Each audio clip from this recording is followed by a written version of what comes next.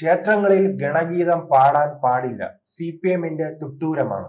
അത് നാം അങ്ങ് കണ്ണൂര് കണ്ടു. ഇപ്പോൾ ദാ ഇന്ന് തിരുവനന്തപുരത്ത്. പക്ഷെ തിരുവനന്തപുരത്ത് അങ്ങനെ ഒരു തിട്ടൂരവുമായി വന്നപ്പോൾ വലിയ സംഘർഷമുണ്ടായി. CPM പ്രവർത്തകന് ഗുരുതരമായി പരിക്കേൽക്കുന്ന രീതിയിലേക്ക് പോവുകയാണ്. എന്തുകൊണ്ടാണ് CPM ഈ ക്ഷേത്ര ഉത്സവങ്ങളെ മാത്രം ലക്ഷ്യമിടുന്നത്? വിപ്ലവ ഗാനങ്ങൾ പാടാം, പക്ഷെ ഹൈന്ദവതീയത അതോടൊപ്പം തന്നെ ദേശീയത ഇത് ഉയർത്തിക്കാട്ടുന്ന ഒരു പാട്ടുകളും ഗാനങ്ങളും ക്ഷേത്രങ്ങളിൽ പാടാൻ പാടില്ല. ഈ നിലപാടിന് പിന്നിൽ എന്താണ്? അവരുടെ അർബൻ ഇസ്ലാമിസ്റ്റുകളെ തൃപ്തിപ്പെടുത്തുക. ഹൈന്ദവീയതയിലോ ക്ഷേത്രങ്ങളിലെയോ ആചാരാനുഷ്ഠാനങ്ങളോ പൂജകളോ ഘോഷയാത്രകളോ ഒന്നും പാടില്ലെന്നാണ് CPM-ന്റെ. കാരണം എത്രത്തോളം ക്ഷേത്രങ്ങളിലെ ആരാധനകൾ കൂടുമോ, ഭക്തി കൂടുമോ, അത് CPM-ന് എതിരെന്നാണ് അവരുടെ ഒരു വിശ്വാസം. മണ്ടത്തരമായ വിശ്വാസമാണ്. ഇപ്പൊ എന്താണ് ഗണഗീതം? ഗണഗീതത്തിന് എന്ത് കുഴപ്പം? ഭാരതമാതാവിനെയും രാജ്യത്തെയും വളരെ സ്തുതിച്ചുകൊണ്ടുള്ള പാട്ടുകളാണ്.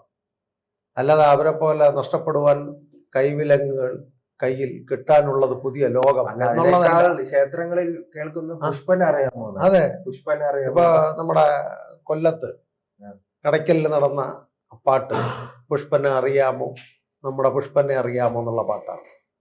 ആ പുഷ്പന് വേണ്ടി ഒന്നും ചെയ്യാത്തവരാണ് ഇവര്. പുഷ്പന്റെ കുടുംബവും സഹോദരങ്ങളും പറഞ്ഞതാണ്. അവസാനം മരിച്ചപ്പോഴാണ് പുഷ്പനെ അറിഞ്ഞത് ഇവര്. അപ്പൊ ആ രീതിയിലുള്ള പാട്ടുകളാണ് ഇവര് ഇടുന്നത്. അപ്പൊ ഇവിടെ രാഷ്ട്രീയ സ്വയംസേവാ സംഘത്തിന്റെ ഭക്തി നിർഭരമായ ഗണഗീതങ്ങൾ കൊടുത്ത് പുഷ്പനെ അറിയാമോ ചോദിച്ചിട്ട് പുഷ്പൻ എന്തിനു വേണ്ടിയാണ് സമരം ചെയ്തത് അത് സഖാക്കൾ തന്നെ നടത്തി. അതെ, സഖാക്കൾ. ഇപ്പം അന്നെന്താ പറഞ്ഞത്? MP രാഘവനെ തടഞ്ഞു. പുഷ്പന്റെ പാർട്ടിക്കാരും SFIക്കാരും 6-7 പേര് രക്തസാക്ഷികളായി. പുഷ്പന് വാക്കില്ലാതെ വെടികൊണ്ട് കിടപ്പോ രോഗിയായി മാറി. അവർ എന്താണെന്ന് രാഘവനെ തടയേണ്ട കാര്യം എന്താണ്? ഇന്നിപ്പോ അവര് ആ മത രാഷ്ട്രവാദങ്ങൾക്ക് കൂടെ പോവുകയാണ്. അന്ന് രാഘവൻ പറഞ്ഞ എന്താണ്? മുസ്ലിം ലീഗിനെ പോലുള്ളവർ മുന്നണിയിൽ എടുത്താൽ നന്നായിരിക്കുമെന്നുള്ളതാണ് അദ്ദേഹത്തിന്റെ നയരേഖ വിരുദ്ധമായിട്ട് അദ്ദേഹത്തിനെ പുറത്താക്കി. അദ്ദേഹം UDF ക്യാമ്പിലേക്ക് പോയി. അദ്ദേഹം ജയിച്ചു, മന്ത്രിയായി. പിന്നെ അദ്ദേഹത്തിന് ഒരു ഏരിയയിലും പോകാനോ, അദ്ദേഹം ഒരു സ്ഥാപനം നടത്തി, കണ്ണൂർ പാമ്പ് വളർത്തൽ കേന്ദ്രം. രാഘവന്റെ കൂടെയുള്ള വൈരാഗ്യം അവിടുത്തെ പാവപ്പെട്ട പാമ്പുകളെയാണ് മണ്ണെണ്ണ ഒഴിച്ച് ചുടിയിപ്പിച്ചത്, കൊന്നത്. അപ്പൊ അത്തരത്തില് ഇവർക്ക് ദേശീയ ഗാനങ്ങളോ ദേശീയതയോ കമ്മ്യൂണിസ്റ്റ് പാർട്ടികൾക്ക് പാടില്ല. അപ്പൊ ഉദാഹരണത്തിന് നല്ല മുസ്ലിങ്ങൾ വിളക്ക് കൊളുത്തുന്നതിനൊന്നും എതിരല്ല. ഈ അർബൻ ഇസ്ലാമിസ്റ്റുകളായിട്ടുള്ള ജമാഅത്ത് ഇസ്ലാമി, അതുപോലെ ഹമാസ് തുടങ്ങിയ സംഘടനകളുടെ പിന്തുണയുള്ളവരൊന്നും വിളക്ക് കൊളുത്തൂല. നല്ല നല്ല എഴുത്തുകാരും സിനിമാക്കാരും ഇസ്ലാമിസ്റ്റുകളായ മുസ്ലിം സഹോദരങ്ങൾ നിലവിളക്ക് കൊളുത്തും. അവർക്ക് ഹറാമാണ്. വിളക്കെന്ന് പറയുന്നത് രാത്രിയുടെ അന്ധകാരത്തെ മാറ്റിയിട്ട് ഇരുട്ടിനെ മാറ്റി വെളിച്ചം വരുന്നത് അവർക്ക് ഹറാമാണ്. ഇസ്ലാമിസ്റ്റിന്റെ അർബൻ ആൾക്കാർ, നല്ല ആൾക്കാർ, സിയ വിഭാഗത്തിന് അങ്ങനെ ഒന്നുമില്ല, നല്ല മുസ്ലിങ്ങൾക്കും അങ്ങനെ ഒന്നുമില്ല. നമുക്ക് ഒരുപാട് സുഹൃത്തുക്കളുള്ളവരെല്ലാം വിളക്ക് കൊളുത്തുന്നവരും, എന്തിനേറെ പറയുന്നു, ഭീമാവള്ളി പോകണമെങ്കിൽ അവര് ആറ്റുകൽ പോകുന്ന ഉമ്മമാരും ഉണ്ട്, സഹോദരങ്ങളും ഉണ്ട്. ആ ഒരു കാഴ്ചപ്പാടുള്ളവരുണ്ട്. കമ്മ്യൂണിസ്റ്റുകാർക്ക് അതുപോലെയാണ്. അവർക്ക് ഈശ്വര വിശ്വാസം ഇല്ല. എത്രത്തോളം ഈശ്വരന്മാരെ ആരാധന കുറയുമോ അത്രത്തോളം സഖാക്കൾ വളരുമെന്നാണ് അവരുടെ ചിന്ത. അത് അവരുടെ ആദ്യത്തെ മുഖ്യമന്ത്രി EM ശങ്കരൻ നമ്പൂതിരിപ്പാട് സാർ എന്ന അദ്ദേഹത്തിന്റെ ഒരു പുസ്തകമുണ്ട്, ഇന്ത്യൻ സ്വാതന്ത്ര്യ സമര ചരിത്രം. അത് പഠിച്ചു നോക്കണം. അത് വായിച്ചാൽ അദ്ദേഹം പറയുന്നത് ഈശ്വര വിശ്വാസത്തെ നമ്മൾ എതിർക്കുക, മതം മനുഷ്യനെ മയക്കുന്ന ദാസ് ക്യാപിറ്റലിലുള്ള കമ്മ്യൂണിസ്റ്റ് പറയുന്ന പോലെ നമ്പൂതിരിപ്പാട് സാറും അതാ പറയുന്ന. ഇന്ത്യ ഒരു രാജ്യമല്ല. ഇന്ത്യയുടെ ആരാധനാ രീതികൾ നമ്മൾ എതിർക്കപ്പെടണം. എങ്കിൽ മാത്രമേ കമ്മ്യൂണിസം കേരളത്തിൽ വളരുകയുള്ളൂ, ഭാരതത്തിൽ വളരുകയുള്ളൂ. വൈരുദ്ധ്യാത്മിക ഭൗതികവാദത്തിന് വേണ്ട രീതിയിലുള്ള പിന്തുണ കൊടുത്ത് പ്രവർത്തിക്കണമെന്ന് പറഞ്ഞ് കുറെ കടിച്ചാപ്പൊട്ടാത്ത വാക്കുകൾ, മനസ്സിലാകാത്ത കുറെ വൈരുദ്ധ്യാത്മിക വാക്കുകൾ പറയും. ഇത് വായും പൊളിച്ച് കേട്ടിരിക്കുന്ന കുറെ അദ്ദേഹത്തിന്റെ പ്രസംഗത്തിന്റെ സഖാക്കളുമുണ്ട്. അപ്പൊ ദേശീയത ആയിട്ടുള്ള ഒരു കാര്യങ്ങളും ഭക്തിപരമായിട്ടുള്ള ഒരു കാര്യങ്ങളും അന്നും ഇന്നും എന്നും കമ്മ്യൂണിസ്റ്റുകൾ എതിർത്തുകൊണ്ടിരുന്നു. ഈ എതിർപ്പ് എത്രത്തോളം വളരുമോ അത്രത്തോളം ഇവിടെ ഭാരതീയ ജനതാ പാർട്ടിയും രാഷ്ട്രീയ സ്വയംസേവക സംഘവും വളരും. ഇപ്പൊ നമസ്കരിപ്പൂ ഭാരത മാതാവേ, ഭാരതത്തിന്റെ മാതാവിനെ നമസ്കരിപ്പൂ എന്ന് പറയുന്ന ഗണഗീതത്തിന് എന്ത് തെറ്റ്? ഹിന്ദുക്കൾ നാം ഒന്നാണ്. അത് ആ വരിയിൽ എന്ത് വർഗീയമാണുള്ളത്? നമസ്തേ സദാ വത്സലേ മാതൃഭൂമി ത്വയാ ഹിന്ദുഭൂമി സുഖം വർത്തിദോഹം. അല്ലയോ ഭാരതമാതാവേ, എന്നും ഭാരതമാതാവിനെ വന്ദിക്കുന്നു. ത്വയാ ഹിന്ദുഭൂമി, തുടരെ അമ്മയെ വന്ദിച്ചുകൊണ്ടിരിക്കുന്നു. ഭാരതമാതാവാകുന്ന ഭാരതത്തിന്റെ അമ്മയെ ഞാൻ പ്രണമിക്കുന്നു. ഇതിലെവിടെയാണ് മുസ്ലിം വിരുദ്ധത? ഇതിലെവിടെയാണ് കമ്മ്യൂണിസ്റ്റ് വിരുദ്ധത? ഇതിലെവിടെയാണ് സ്പർദ്ധയുള്ളത്? അപ്പൊ ഇത് ചിന്തിക്കേണ്ട വിവേകമൊന്നും സഹാക്കൾക്കില്ലേ? അതാണ് ഇവിടെ ചെല്ലിമുക്കിലും പാലോടും നടന്നതിനെ കുറിച്ച് പറയുവാനുള്ളത്. ശരിക്കും പറഞ്ഞ തിരുവനന്തപുരത്ത് ഭാരതീയ ജനതാ പാർട്ടിയുടെ വിജയവും സംഘപരിവാറിന്റെ വിജയമാണെന്ന് കമ്മ്യൂണിസ്റ്റ് സഖാക്കൾ മനസ്സിലായി. ഭാരതീയ ജനതാ പാർട്ടിയും RSSും ഇതല്ല എന്ന് ജനങ്ങൾക്ക് മനസ്സിലായി. ഉത്തരേന്ത്യയിൽ പല സ്ഥലങ്ങളിലും അവർ ഒരിക്കൽ ഭരിച്ചാൽ പിന്നെ മറ്റു പാർട്ടികൾക്ക് ഭരണത്തിലേക്ക് വരുവാൻ പറ്റുന്നില്ല. അപ്പൊ ഈ ഒരു വ്യവസ്ഥിതിയിൽ പോയാൽ കേരളത്തിൽ കമ്മ്യൂണിസം കടപുഴകി പിഴുതു പോകും എന്നുള്ളത് കൊണ്ട് ഒരു സംഘർഷമുണ്ടാക്കി ജനങ്ങളുടെ ഇടയിൽ ഒരു ആശയക്കുഴപ്പമുണ്ടാക്കി 10 പിള്ളേർക്ക് കേസുകളാക്കുകയാണ് എങ്കിൽ ഇവിടെ BJPക്കോ RSSനോ പ്രവർത്തിക്കുവാൻ ആൾക്കാർ കാണുകയില്ല എന്ന് ചില ദുഷ്ടലാക്കുള്ള സഖാക്കളുടെ ഒരു വ്യാമോഹം ആണ് ഈ പാലോടും ചെല്ലിമുക്കിലും അല്ലെങ്കിൽ ഒരു ക്ഷേത്ര ഘോഷയാത്ര പോകുമ്പോൾ ഇത്തരം ഗണഗീതങ്ങളെ എതിർക്കുന്നത് എന്താ? ഇപ്പൊ ഉദാഹരണത്തിന് ഇപ്പൊ ഭജൻ ഗോവിന്ദ, ഒരു പുതിയൊരു ഭജൻ ഗോവിന്ദൻ, അവരെ എതിർക്കുകയാണ്. അത്തരത്തിലുള്ള ഭജനകൾ നിരോധിക്കണം ചില സംഘടനകൾ പറയുന്നു. ഇതാദ്യം ഉയർന്നു വന്നത് മലപ്പുറം സൈഡിൽ നിന്നാണ്. അവർ ഭക്തി നിർഭരമായ രീതിയിൽ കൃഷ്ണനെയോ ശാസ്താവിനെയോ ഗണപതിയെ സ്തുതിക്കുന്നതിന് എന്ത് തെറ്റ്? ആരുടെയും മതം പ്രചരണത്തിന് പോകുന്നില്ല.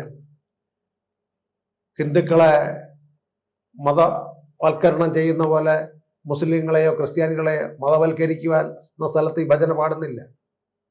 ഒരു ആധ്യാത്മിക സ്ഥലത്തോ ഒരു ഓഡിറ്റോറിയത്തിനകത്തോ ഇത്തരത്തിലുള്ള ഭജൻ അവതരിപ്പിക്കുന്നതിന് എന്താ തെറ്റ്? ഉത്തരേന്ത്യയിലൊക്കെ പോകുന്ന സ്ഥലത്ത് പല സ്ഥലങ്ങളിലും റോഡുകളിലൊക്കെയാണ് ഭജൻ നടത്തി പോകുന്നത്. രാമനെ കുറിച്ചും കൃഷ്ണനെ കുറിച്ചും ശിവനെ കുറിച്ചും. ഹരഹര മഹാദേവ. ഇപ്പൊ സോമനാഥ് ക്ഷേത്രത്തിലെ നരേന്ദ്രമോദി അതിൻ്റെ വാർഷികത്തിന് വേണ്ടി ചെന്നപ്പോൾ ഇവിടുത്തെ സോഷ്യൽ മീഡിയയിലുള്ള എല്ലാവരും എതിർപ്പാണ്. ഇദ്ദേഹം പ്രധാനമന്ത്രി മാറിയിട്ട് സന്യാസത്തിലേക്ക് പോകണ്ടേ, പോരാളി ഷാജി, സഹാക്കൾ, ഇങ്ങനെയുള്ള കുറെ ബ്ലോഗർമാരും സോഷ്യൽ മീഡിയയിൽ. ഒരു ഇന്ത്യയുടെ പ്രധാനമന്ത്രിക്ക് ഒരു ശൂലമെടുത്ത് സോമനാഥ ക്ഷേത്രത്തിൽ പോകുമ്പം ആ മതത്തെ, ആ ശിവ ഭഗവാൻ ഹരഹര മഹാദേവ എന്ന് പറയുന്നതിൽ എന്ത് വർഗീയമാണുള്ളത്? ഇതൊക്കെ നൂറ്റാണ്ടുകൾക്കപ്പുറത്ത് ഭാരതത്തിന്റെ ഋഷി പരമ്പരകളുടെ നാട്ടിൽ ആഘോഷിച്ചിരുന്നതാണ്. ഇത്തരത്തിലുള്ള ആചാര അനുഷ്ഠാന പൂജകൾ ഭജൻ ഉള്ള സ്ഥലത്തൊന്നും കമ്മ്യൂണിസം ഇന്നില്ല. UP കമ്മ്യൂണിസ്റ്റ് പാർട്ടി ഉണ്ടോ? പ്രയാഗിലുണ്ടോ? ഹരിദ്വാറിലുണ്ടോ? ബദരിനാഥിലുണ്ടോ? ഒരിടവും ഇല്ല. അവിടെയെല്ലാം ഭക്തിക്കാ മുൻഗണന. അതേപോലെ രാമൻ ജയ് ശ്രീറാം വിളിച്ചാൽ വർഗീയം. എന്താ തെറ്റ്? ജയ് ശ്രീറാം. ഋഷി സുനക് ബ്രിട്ടൻ പ്രധാനമന്ത്രിയാകുന്ന സമയത്ത് അദ്ദേഹം പാർലമെന്റ് എല്ലാം കഴിഞ്ഞൊരു ഹിന്ദു ഹരേ കൃഷ്ണ പ്രസ്ഥാനക്കാരുടെ ആരുടെ ഒരു സമ്മേളനത്തിന് അദ്ദേഹത്തിന് വന്നു. അദ്ദേഹം വന്നിട്ട് ജയ് ശ്രീറാമാണ് അദ്ദേഹം വിളിച്ചത്. വിദേശ രാഷ്ട്രങ്ങളിലെല്ലാം ശ്രീരാമനെ സ്തുതിക്കുന്നു. ഇവിടെ ജയ് ശ്രീറാം വിളിച്ചാൽ RSS മുദ്രാവാക്യം. ഭാരത് മാതാക്ക് ജയ് വിളിച്ചാൽ അത് ഹറാം, അത് ഇന്ത്യ രാജ്യത്ത് വർഗീയമുണ്ടാകും. ഇത്തരം കാഴ്ചപ്പാടില്ലാത്ത സഖാക്കളാണല്ലോ എന്നാണ് നമ്മൾ ചിന്തിച്ചു പോകുന്നത്. അപ്പൊ നാം ഒന്ന് ചിന്തിക്കേണ്ടത്, തിരുവനന്തപുരം പോലുള്ള പട്ടണങ്ങളിൽ ഭാരതീയ ജനതാ പാർട്ടി RSSന്റെ പ്രവർത്തന രീതിയിൽ ജനങ്ങൾ വിശ്വസിച്ച് വോട്ട് കൊടുത്ത് മേയറായിട്ട് വന്നു. പല കാര്യങ്ങളും അവർ ചെയ്തു തുടങ്ങും. 10, 29, 30 ദിവസം ആകാൻ പോകുന്നുള്ളൂ. അതിനിടയ്ക്ക് തന്നെ അവർ പല പ്രാരംഭ നടപടികൾ ചെയ്തു.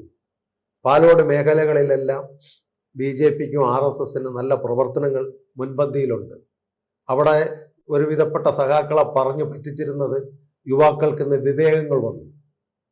ഇത് യുവാക്കളെല്ലാം മദ്യത്തിനും മയക്കുമരുന്നിനും MDMAക്കുമായി പോയി കൊടുത്താണ് അവർ ഇന്ന് പ്രവർത്തിക്കും ആളെ കൊണ്ടുവരുന്നത്.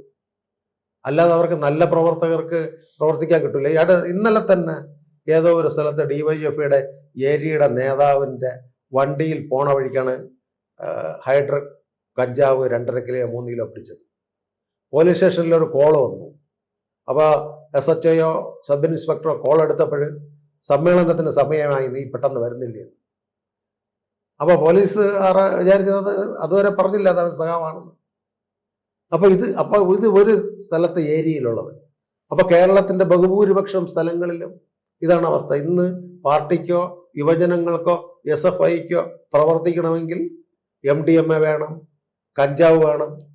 ശാഖകൾ വഴി അതല്ല, ശാഖകൾ വഴി ദൈനംദിനമായ രീതിയിൽ ഭാരതമാതാവിനെ സ്തുതിക്കുന്ന ഗാനങ്ങളും രാജ്യത്തിൻ്റെ ഡെവലപ്മെൻ്റായിരുന്ന ബൗദ്ധികങ്ങളും ശരീരം നല്ല രീതിയിൽ വരളുവാനുള്ള യോഗകളും ദണ്ഡ അഭ്യാസങ്ങളും നിയുക്തകളും പഠിപ്പിക്കുമ്പോൾ ഇത് വർഗീയമാകണ എങ്ങനെ? അതുകൊണ്ടാണ് എല്ലാ ക്ഷേത്രങ്ങളിലും ശാഖ തുടങ്ങേണ്ട കാര്യം എന്താ? മെയിൻ ഇപ്പോൾ ക്ഷേത്രങ്ങളിൽ ശാഖ പാടില്ല എന്ന് പറഞ്ഞ കാര്യം ദേവസ്വം ബോർഡ് മുൻ മന്ത്രിയും ഇപ്പോഴിരിക്കുന്നവരും എപ്പോഴും കമ്മ്യൂണിസ്റ്റുകാർ ആ ക്ഷേത്രത്തിൻ്റെ ഭണ്ഡാരങ്ങൾ തുറക്കുകയും എടുക്കുകയും വേണം. ഇപ്പോൾ സ്വർണ്ണക്കൊള്ള നടന്നു. ക്ഷേത്രങ്ങളിലെ ആരാധന ക്ഷേത്ര ശാഖകളിൽ ക്ഷേത്ര പരിസരത്ത് ദേവസ്വം ബോർഡ് ക്ഷേത്രങ്ങളിൽ ശാഖ പാടില്ല. ക്ഷേത്രം അടച്ചിട്ട് പോകുമ്പോൾ അവിടെ കബഡി കളിക്കും, ദണ്ഡ കളിക്കും, 1000 കോട്ട കളിക്കും, ഭാരതാംബയെ സ്തുതിക്കും, ഓങ്കാളി ജയ്ക്കാളി വിളിക്കും. ഏകദേശം രാത്രി വരെ RSSന്റെ ദൈനംദിന ശാഖാപ്രവർത്തകരോടെ കാണും. ക്ഷേത്രത്തിനകത്ത് ഭരണസമിതി കമ്മ്യൂണിസ്റ്റുകാരാണെങ്കിൽ മൽ പ്രാക്ടീസ് നടക്കുകയില്ല, മോഷണം നടക്കുകയില്ല. അതുകൊണ്ടാണ് ക്ഷേത്രങ്ങളിൽ ശാഖ വേണ്ട എന്ന് അവർ പറയുന്നത്. ശാഖകളില്ലാത്ത സ്ഥലങ്ങളെല്ലാം മോഷണങ്ങളാണ്. ഗുരുവായൂർ ക്ഷേത്രം, ഗുരുവായൂരത്തിൻ്റെ മലബാർ ദേവസ്വത്തിൻ്റെ പല ക്ഷേത്രങ്ങളിലും ഇന്ന് പഴയകാല ആഭരണങ്ങൾ ഇല്ല എന്നാണ് പറയുന്നത്. കൊച്ചി ദേവസ്വം ബോർഡിൻ്റെ കീഴിലുള്ള ക്ഷേത്രങ്ങൾ പല സ്ഥലങ്ങളിലും പൗരാണിക രത്നങ്ങളോ സ്വർണങ്ങളോ ഇല്ല. ഈ ഈശ്വര വിശ്വാസം ഇല്ലാത്തവർ എന്തിനാണ് ഭഗവാന്റെ ഭരണത്തിൽ പോകണം? അതുകൊണ്ട് RSS ശാഖ എടുക്കേണ്ടത് ഭക്തി നിർഫലം. അവർ കുളിച്ച് തൊഴുത് വന്ന് ഭഗവാനെ തൊഴുതിട്ടാണ് ഗുരുവായി സങ്കല്പിക്കുന്ന ഭഗവദ്ധ്വജത്തെ പ്രണാമം ചെയ്യുന്നത്. RSSന്റെ ഒരു നേതാവില്ല, RSSന്റെ ഒരു ആചാര്യനില്ല. RSSന് ഗുരു സങ്കല്പമാണ്. അതാണ് ഭാരതത്തിൻ്റെ ഋഷി പരമ്പരകളുടെ ഇത്. ഭഗവാൻ സൂര്യ തേജസ്സിൽ നിന്നുള്ള ആ കുങ്കുമ പതാകയിൽ മഹാഭാരത യുദ്ധത്തിന് ധർമ്മത്തിന് നീതിക്കും വേണ്ടി ഭഗവാൻ കൃഷ്ണൻ ഉയർത്തിയ ധർമ്മയുദ്ധത്തിന് വേണ്ടി ഉയർത്തിയ ആ ഭഗവദ്ധ്വജത്തെ ആണ് രാഷ്ട്രീയ സ്വയംസേവാ സംഘം ഗുരുവായി സങ്കല്പിക്കുന്നത്. അതാണ് ഭാരതത്തിൽ മൺമറഞ്ഞു പോയ സംഘത്തിൻ്റെ 6 ദേശീയ ഉത്സവങ്ങൾ വരുന്നത്. ഹിന്ദു സാമ്രാജ്യ ദിനം. ഹിന്ദു എന്ന് പറഞ്ഞാൽ വർഗീയമല്ല. ബഹുമാനപ്പെട്ട സുപ്രീം കോടതിയുടെ വിധിയിൽ തന്നെ ഉണ്ട്, ഈ രാഷ്ട്രത്തിൻ്റെ സംസ്കാരമാണ് ഹൈന്ദവീയമെന്ന് 1982 സുപ്രീം കോടതി വിധിയുണ്ട്. അത് ഹിന്ദുവൽക്കരിക്കരുതെന്നാണ് പറഞ്ഞത്. അപ്പം തിരിച്ച് പബ്ലിക് പ്രോസിക്യൂട്ടർ ചോദിച്ചു ജഡ്ജിയോട്, മതമല്ലാതെ പിന്നെ എന്തോന്നെന്ന് കേട്ട്. അപ്പം ജഡ്ജി കൊടുത്ത മറുപടി ഇന്ന് യൂട്യൂബിനകത്തോ ഗൂഗിളിലോ സുപ്രീം കോടതി പഴയ രേഖയോ വിവരാവകാശം കൊടുത്തെടുത്താൽ അറിയാം. അദ്ദേഹം ജഡ്ജി പബ്ലിക് പ്രോസിക്യൂട്ടർക്ക് പറഞ്ഞു മനസ്സിലാക്കി കൊടുത്തു, ജീസസ് ക്രൈസ്റ്റ് എന്ന് പറഞ്ഞാൽ ഏക ദൈവം, അവരുടെ ഏക സ്ഥലം ബത്ലഹേം, അവരുടെ ഏക ഗ്രന്ഥം ബൈബിൾ. അതുപോലെ മുസ്ലിം മതമെന്ന് പറഞ്ഞാൽ പവിത്രമായ ഖുർആൻ ഏക ഗ്രന്ഥം, അവരുടെ ഏറ്റവും വലിയ പ്രവാചകൻ മുഹമ്മദ് നബി, അവരുടെ പവിത്രമായ സ്ഥലം മെക്ക, ഗുരുനാനാക്ക് അവരുടെ പ്രവാചകൻ ഗുരുനാനാക്ക്, സിഖ് മതം, ഏകദൈവം ബുദ്ധൻ, ബുദ്ധമതം. അപ്പോൾ ഇതെല്ലാം ഏകദൈവവും ഏക ഗ്രന്ഥവും ഏക പ്രവാചകന്മാരുമാണ്. ഹിന്ദുവിൽ അതല്ല, 33,000 ദേവതകളുണ്ട്. ഒരു ആദിവാസി ഒരു കല്ലെടുത്ത് വെച്ച് പൂജിച്ചാൽ അത് ആദിവാസി ദേവതയാണ്. വിവിധ ആചാരങ്ങളാണ്. കേരളത്തിലെ ഹൈന്ദവ ആചാരമല്ല തമിഴ്നാടിൽ, തമിഴ്നാടിൻ്റെ ആചാരമല്ല കർണാടകത്തിലുള്ള പൂജാരീതിയല്ല ഉത്തരേന്ത്യയിൽ നേരിട്ട് ആൾക്കാർക്ക് രാമനെയും ശിവനെയും പൂജിക്കാം. കേരളത്തിലൊക്കൂല, പൂജാരി വേണം, ക്ഷേത്ര സങ്കല്പം അങ്ങനെയാണ്. വിവിധ ആഹാരങ്ങളാണ് അവർക്ക്. എല്ലാ സ്ഥലങ്ങളിലും ബിരിയാണിയാണ്. നമുക്ക് ഓരോ സ്ഥലങ്ങളിൽ താലി മീൽസ്, അതുപോലെ നൂഡിൽസ്, പല സ്ഥലങ്ങളിൽ കേരളത്തിലുള്ള ഇലയിട്ട ആഹാരം, ചോറ്, ഇത് മറ്റു സ്ഥലങ്ങളിലില്ല. അപ്പൊ വിവിധ ആഹാര രീതികൾ, വിവിധ കൾച്ചർ, വിവിധ സംസ്കാരം, വിവിധ രീതിയിൽ വസ്ത്രം ധരിക്കുന്നത്, ഇതെല്ലാം കൂടി ചേർന്നതാണ് ഹിന്ദുത്വമെന്ന് ബഹുമാനപ്പെട്ട സുപ്രീം കോടതി ജഡ്ജി പബ്ലിക് പ്രോസിക്യൂട്ടർക്ക് പറഞ്ഞു കൊടുത്തപ്പോൾ അദ്ദേഹത്തിന് ബോധ്യമായി. ആ രേഖ ഇന്നും ഉണ്ട്. അതിന്റെ അടിസ്ഥാനത്തിലാണ് ഭാരതീയ ജനസംഘം മുതൽ ഇങ്ങോട്ട് ഭാരതീയ ജനതാ പാർട്ടിയും രാഷ്ട്രീയ സ്വയം സേവാ സംഘത്തിന്റെ വിചാരധാര ഗുരുജി ഗോൾവേക്കർ എഴുതിയിട്ടുള്ളത്. അതിനകത്ത് പറയുന്നുണ്ട്, വ്യക്തി ജീവിതത്തിൽ ഭാരതത്തിൽ ഓരോ കാര്യകർത്താക്കളും വാർത്തെടുക്കണം. ആ കാര്യകർത്താക്കൾ ഭാരതാംബയുടെ പ്രവർത്തനത്തിന് വേണ്ടി നിലകൊള്ളണം. അങ്ങനെ വ്യക്തിഗതയിൽ കൂടി, ശാഖകൾ കൂടി, ദൈനംദിന ശാഖാ പ്രവർത്തനത്തിൽ കൂടി മുഖ്യ ശിക്ഷക്, കാര്യവാഹ്, അതുപോലെ ഉയർന്ന സ്ഥാനങ്ങൾ, ജില്ലാ കാര്യവാഹ്, താലൂക്ക്, ഇങ്ങനെ ഉയർന്നുയർന്ന് വന്ന് ആണ് ഇന്ന് ഭാരതത്തിന്റെ വിവിധ ഭരണകർത്താക്കൾ, പ്രധാനമന്ത്രി, പ്രസിഡന്റ്, വൈസ് പ്രസിഡന്റ്, മറ്റു മന്ത്രിമാർ എല്ലാം രാഷ്ട്രീയ സ്വയം സേവാ സംഘത്തിന്റെ ദൈനംദിന കാര്യകർത്താക്കളായിക്കൊണ്ട് ഭാരതാംബയെ സ്തുതിക്കുന്നതുകൊണ്ടാണ് അവർ അഴിമതിയിലേക്ക് പോകാത്തത്. അവർ ഈ രാജ്യത്തിന്റെ പ്രവർത്തനത്തിന് വേണ്ടി പ്രവർത്തിക്കുന്നത്. അല്ലാതെ ഒന്നുമില്ലാതെ ചില വൈദേശിക ആശയങ്ങൾക്ക് വേണ്ടി പ്രവർത്തിച്ച് വരുമ്പോൾ അഴിമതി ഉണ്ടാക്കാൻ ശ്രമിക്കും. സ്വയം സേവകനല്ല, സ്വന്തമായ കുടുംബ സേവകനായിട്ട് മാറും. 10 തലമുറയ്ക്ക് സമ്പാദിക്കും. ഈ രാജ്യത്ത് 12 വർഷം അഴിമതിയില്ലാത്തൊരു രാജ്യമായി ഭാരതം മാറി. അഴിമതിയിൽ വളരെ മുന്നിലായിരുന്ന രാജ്യം ഇന്ന് വളരെ കുറഞ്ഞു വന്നിരിക്കുന്നു. അതിന് കാരണം രാഷ്ട്രീയ സ്വയം സേവാ സംഘം എന്നുള്ള ആ മഹത് പ്രസ്ഥാനത്തിന് 100 വർഷമായതിൻ്റെ ആ ദൈനംദിന പ്രവർത്തനം കൊണ്ടാണ് നമുക്ക് നിരവധി രാഷ്ട്ര കാര്യകർത്താക്കളെ തീരുമാനിക്കുവാൻ പറ്റിയത്. ഇതിവിടുത്തെ കമ്മ്യൂണിസ്റ്റുകാർക്ക് പിടിക്കുന്നില്ല, ഇതിവിടുത്തെ കമ്മ്യൂണിസ്റ്റുകാർക്ക് സഹിക്കുന്നില്ല. എത്രത്തോളം RSS വളരുന്നോ, എത്രത്തോളം ഭാരതീയ ജനതാ പാർട്ടി വളരുന്നോ, അത്രയും കമ്മ്യൂണിസം മതം മനുഷ്യനെ മയക്കുന്ന കറുപ്പാണെന്നുള്ളത് താഴ്ന്നു പോകുന്നു. ഇന്നാകെ കമ്മ്യൂണിസ്റ്റ് ഉള്ളത് ഈ കേരളത്തിൽ മാത്രമാണ്. 86 MP AK ഗോപാലൻ പാർലമെന്റിലെ പ്രതിപക്ഷ നേതാവായിരുന്നു. ബംഗാളിലും കമ്മ്യൂണിസ്റ്റിലും ഭരണമുണ്ടായിരുന്നു, ത്രിപുരയിൽ. അത് കഴിഞ്ഞിട്ട് ബീഹാറിൽ MP-മാരുണ്ടായിരുന്നു, തമിഴ്നാട്ടിൽ MP-മാരുണ്ട്, UP-യിൽ MP-മാരുണ്ട്, ഹരിയാനയിൽ MP-മാരുണ്ട്, കാശ്മീരിൽ തന്നെ MP-മാരുണ്ട്. ദാരാസിംഗ് എന്ന് പറയുന്ന സ്പോർട്സ് താരം കമ്മ്യൂണിസ്റ്റുകാരനാണ്. MP-മാരുണ്ടായിരുന്നു. പഞ്ചാബിൽ MP ഉണ്ടായിരുന്നു. ഇന്ന് എവിടെ MP ഇരിക്കുന്നു? ഉത്തരേന്ത്യയിൽ MP ഇല്ല. ബീഹാറിൽ ഉണ്ടായിരുന്ന 2 കമ്മ്യൂണിസ്റ്റുകാരും 2 CPM CPI തരം ഇപ്പോൾ കടപുഴുകി തോറ്റുപോയി. UP-യിൽ ഉണ്ടായിരുന്നു. UP-യിൽ ഏകദേശം പ്രതിപക്ഷ സ്ഥാനത്ത് വരെ മുലായം സിംഗ് ഒക്കെ ഭരിക്കുന്ന സമയത്ത് 10-20 MLA-മാരുണ്ടായിരുന്നു. ഇന്ന് കണി കാണുവാൻ MLA-മാരില്ല. രാജസ്ഥാൻ തൊഴിലാളി വർഗത്തിന്റെ സ്ഥലം, CITUവിന്റെ പ്രവർത്തനമുള്ള സ്ഥലമാണ് ജയ്പൂരെല്ലാം. അവിടെ അവർക്ക് MLA-മാരില്ല. അങ്ങനെ ഇന്ത്യയിലുള്ള സ്ഥലത്തെല്ലാം ഇത് തത്വശാസ്ത്രം പരാജയപ്പെട്ടതാണ് എന്ന് പറഞ്ഞ് ജനം പിഴുതെടുത്ത് കളഞ്ഞത്. കേരളത്തിലെങ്കിലും ഇനി കച്ചിത്തുരുമ്പ് പിടിച്ചു നിൽക്കണം. അതിന് എന്തെങ്കിലും അക്രമവാസനകൾ കാണിച്ച് കുറെ BJP RSS കേസാക്കിയാൽ മാത്രമേ ഇവർക്ക് ഇവിടെ പിടിച്ചു നിൽക്കാനുള്ളൂ. ഇനി അങ്ങോട്ട് ഇവരുടെ ഒരു അക്രമവാസനകൾ വരുമെന്ന് നമുക്ക് പ്രതീക്ഷിക്കാം.